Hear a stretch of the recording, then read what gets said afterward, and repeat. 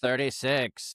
Elihu said further, "Be patient with me a little longer, and I will instruct you, for I still have words to speak on God's behalf. With my knowledge I will speak comprehensively, and to my Creator I will ascribe righteousness. For in truth my words are not false. It is one complete in knowledge. Who is with you? Indeed, God is mighty, and he does not despise people. He is mighty and firm in his intent. He does not allow the wicked to live, and he gives justice to the poor. He does not take his eye off the righteous, but with kings on the throne, he seeks the righteous and exalts them forever. And if, if they are bound in chains and held captive by the cords of affliction, then he reveals to them what they have done and their transgression, and that they are behaving proudly. And he reveals this for correction, and says that they must turn from evil. If, if they obey and serve him, they will live out their days in prosperity, and their years in pleasantness. But if, if they refuse to listen, they pass over the river of death and expire without knowledge. The godless at heart nourish anger, and they do not cry out even when he blinds them. They die in their youth, and their life ends among the male cult prostitutes. He delivers the afflicted by their afflictions, and reveals himself to them by their suffering. And surely he draws you from the mouth of distress to a wide place unrestricted, and to the comfort of your table filled with rich food. But now you are preoccupied with the judgment due the wicked. Judgment and justice take hold of you. Be careful that no one entices you with riches.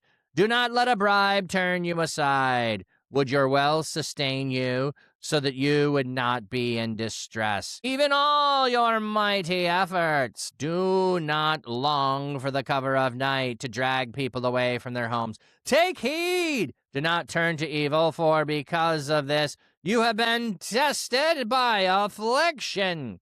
Indeed, God is exalted in his power. Who is a teacher like him? Who has prescribed his ways for him, or said to him, "You have done what is wicked"? Remember to extol his work, which people have praised in song. All humanity has seen it. People gaze on it from afar. Yes, God is great beyond our knowledge. The number of his years is unsearchable. He draws up drops of water. They distilled the rain into its mists, which the clouds pour down and shower on humankind abundantly. Who can understand the spreading of the clouds, the thundering of his pavilion? See how he scatters his lightning about him. He has covered the depths of the sea. It is these that he judges the nation, and supplies food in abundance. With his hands he covers the lightning, and directs it against its target. His thunder announces the coming storm. The cattle also concern this storm approaching. Job. So Elihu says, be patient with me a little longer. I got more instructions. I still have words to speak on God's behalf. So he is presuming to be saying God's words. Job, you wanted God to answer? I'll tell you God's answers. God's answers, you done messed up, Aaron. You're being punished because you're wicked, Job. That's God's answer, Job. I know God's answer. I can speak on God's behalf. Let me explain it to you. With my knowledge, I will speak comprehensively, and to my Creator, I will ascribe righteousness. So I'm going to say all the things that God would say. I'm going to make him put you in your place. For in truth, my words are not false. It is one complete in knowledge who is with you. I'm the only one who understands and knows everything because your three friends couldn't say anything, Job. Now I'm going to put you right where you need to be. Indeed, God is mighty, and he does not despise people. He is mighty and firm in intent, and he does not allow the wicked to live. but he gives justice to the poor. So the fact you're not getting justice, Job, means you're with the wicked. There's two options. You're either being wicked and being punished, or you're being poor and not being, in the fact you were wealthy and lost everything. You have to be in that first class. He does not take his eyes off the righteous, but with kings on the throne he seats the righteous and exalts them forever. But if they are bound in chains and held with captive cords of affliction, then he reveals to them what they have done. So the fact you're being punished, Job, means you did wrong. Bad things happen to bad people. That's it. Ipso facto, that makes you bad. And he reveals this for correction. Job, you need to be corrected. Quit saying you didn't do anything. You need to turn from evil. Admit it. You need to obey and serve him. Then you'll live long. You'll have pleasantness. Just tell us what you did wrong, Job. Confess of it, change your way, and turn to God. If you refuse to listen, they pass over the river of death and expire without knowledge. So, Job, the fact that you're still in suffering shows me you know nothing. Like, talk about strawman arguments here. It's just like, dude, wow. The godless at heart nourish anger. They do not cry out even when he binds them. They die in their youth and their life among the male prostitutes. So, yeah, you're going to, I don't even want to go down that pathway of what he's trying to say there. Among the male prostitutes who are in the temple, the holy ones, the holy being one used in the sense of separated to the form of temple service, so uncleanness. So if you're, die after wasting their lives in immorality. Ancient sorcerer, welcome in.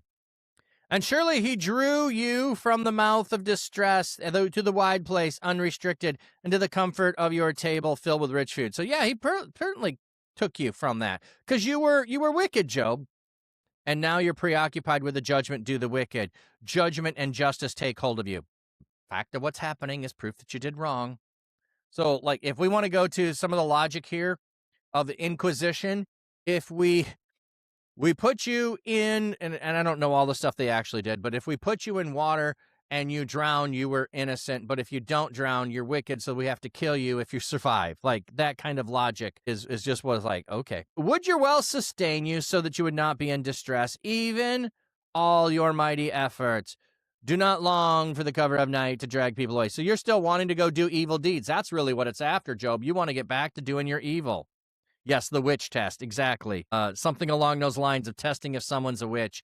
If you die, you're not a witch. If you live, you're a witch. So then we have to kill you. Take heed. Do not turn to evil, for because of this you have been tested by affliction. You're being tested because you're evil. Indeed, God is exalted in power. He is a teacher. Who is a teacher like him? Who has ascribed his ways to him, or said to him, you have done what is wicked. Remember to extol his work, which people have in praise song. All humanity has seen it. People gaze on it from afar. Yes, God is great beyond our knowledge. The number of his years are unsearchable. Now he's going to go prove that God is who he is. Job's not arguing the point of who God is. Job is arguing his right and wrong. So he just wants, so Elihu is just arguing the outcome is what matters. The state you are in proves your guilt. God knows how to make it rain. He's the one who creates clouds. Nobody understands that. He's even got lightning. Who knows that? He's got all of that. It is by these that he judges the nation and supplies food in abundance. So yeah, I know that the rain falls on the just and the unjust, and lightning and all of that. But you're the one who is unjust, Job. The thunder announces the coming storm. The cattle also concerned with the storms approaching. You're only scared because you're getting God's judgment. That's what's going on here, Job.